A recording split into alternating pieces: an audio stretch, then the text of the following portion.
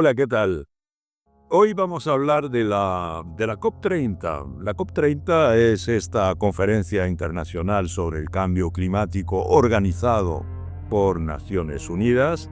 Y este año, como sabemos, esta COP30, esta gran conferencia internacional, participaban 194 países, o sea, prácticamente todos los países del mundo, menos Estados Unidos.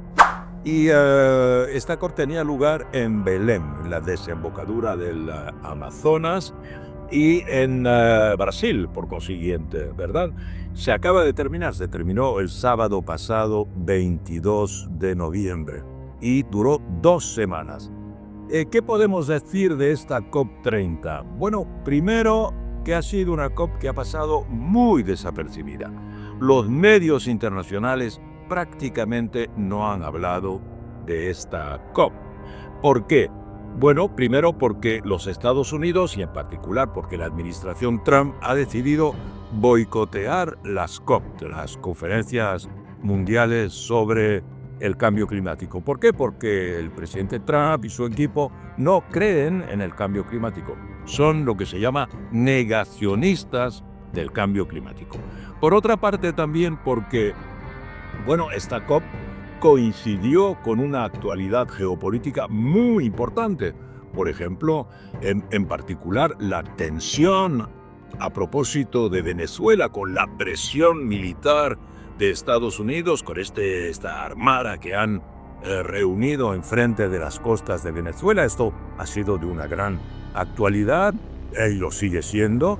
También porque, obviamente, la cuestión de Ucrania y las discusiones sobre un eventual acuerdo de paz en Ucrania, después de este plan ruso-americano de 28 puntos que ha estado estudiado en estos días. Todo eso también ha cubierto, ha interesado a la opinión pública internacional. Y también porque Gaza, aunque se llegó a lo que se llama un acuerdo de paz, en realidad sigue muy abierto.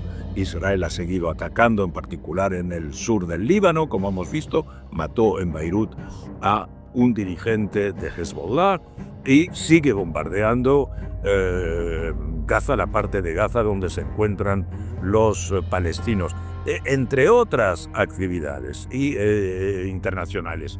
Entonces, la prensa ha cubierto poco, la prensa internacional. Por otra parte, también porque las discusiones de la COP se han vuelto extremadamente técnicas y ya para explicar a un amplio público de qué se trata, pues ya es mucho más difícil. Por otra parte, como había 194 delegaciones, ha habido muchísima discusión. Los temas principales eran, por una parte, saber si había que denunciar las energías fósiles, el petróleo, el gas, el carbón, como las causantes principales del cambio climático. O sea, lo que llamamos cambio climático, como sabemos, es el hecho de que desde la era industrial, en particular los grandes países industrializados, y a medida que los países se industrializan, pues utilizan mucha energía, que es energía carbonatada. Esta energía produce emisiones de gases con efecto invernadero que calientan el planeta, y en particular hay, según la COP25, la COP15 de hace 10 años en París, la COP15 decidió que había que hacer todo lo posible, y esto es lo que llamamos el Tratado de París, para que la temperatura media del mundo no subiera más de 1,5 a 2. Y actualmente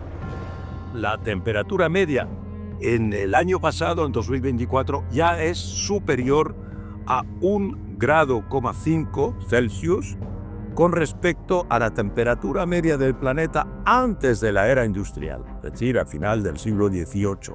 O sea que estamos en una situación en la que se está produciendo una serie de desreglamentos climáticos. Lo estamos viendo. Ha habido hace poco en el Caribe ese tremendo ciclón Melissa, que ha en particular casi destruido Jamaica, ha tenido grandes consecuencias en Haití y también en el oriente de Cuba. Entonces, estos efectos los vemos concretamente. Además, durante la COP30 en Belén, pues hubo tales lluvias que una parte incluso de donde se hallaba instalada la COP30 estuvo inundada. Que también hubo un incendio, además, porque ha habido toda clase de circunstancias, un incendio por una cuestión de contacto eléctrico, pero se incendiaron y se incendiaron varias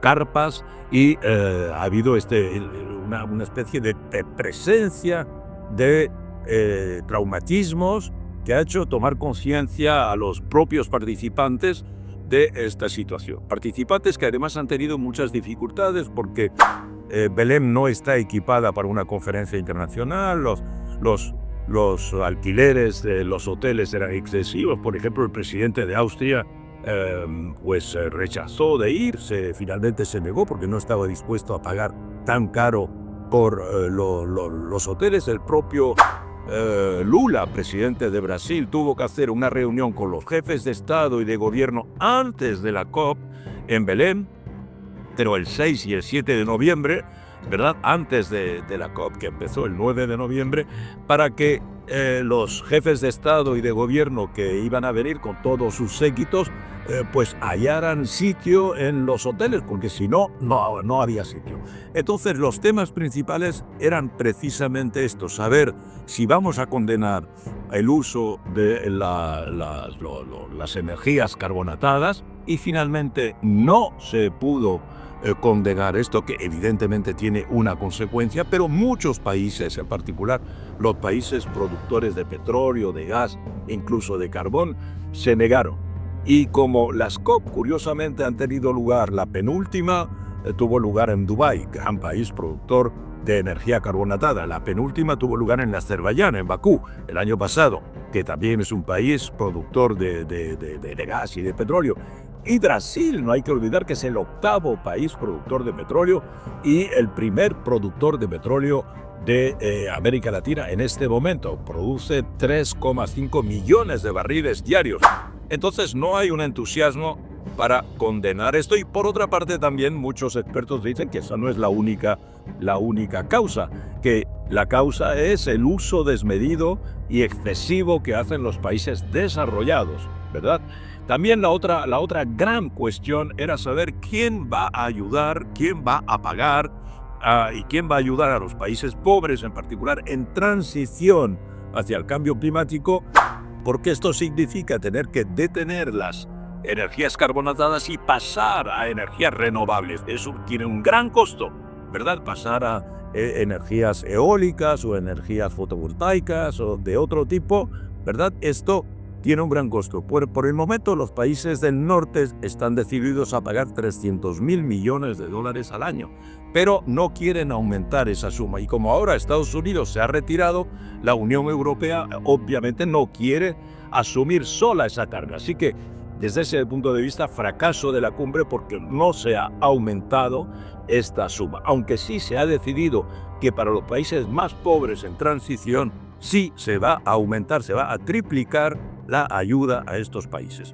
En fin, la COP se ha vuelto complicada, ¿verdad? Los temas que se abordan muy complicados.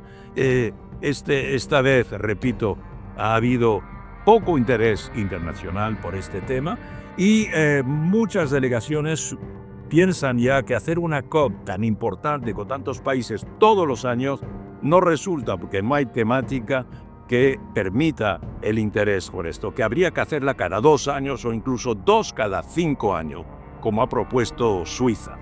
En todo caso, el año próximo tendrá lugar en estas mismas fechas, del 9 al 20 de noviembre del 2026, en Turquía, en Antalya, en Turquía.